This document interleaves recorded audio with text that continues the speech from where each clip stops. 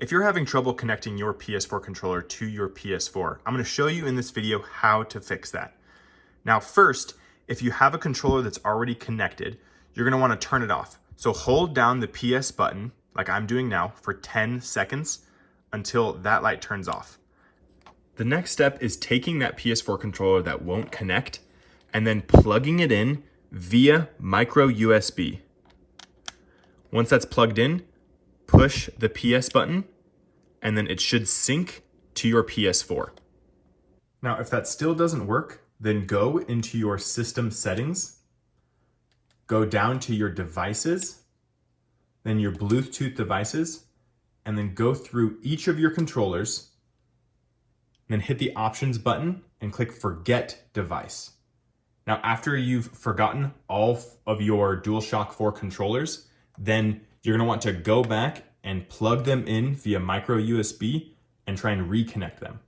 If that doesn't work, then the next thing you can try is gently holding down this reset button for about 5 seconds.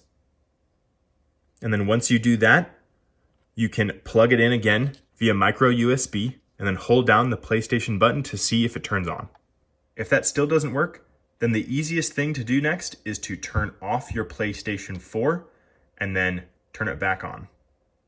If you're still having problems, then it might be your micro USB cable or your controller itself.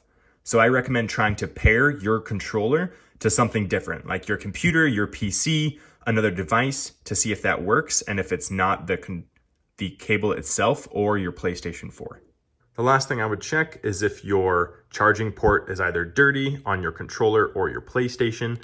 And then hopefully through all of those methods, you'll be able to get your PS4 controller to connect back with your PS4. I hope this was helpful. Please drop any comments below, like and subscribe. Let me know if there's other steps that I might have missed that is also helpful for anyone here.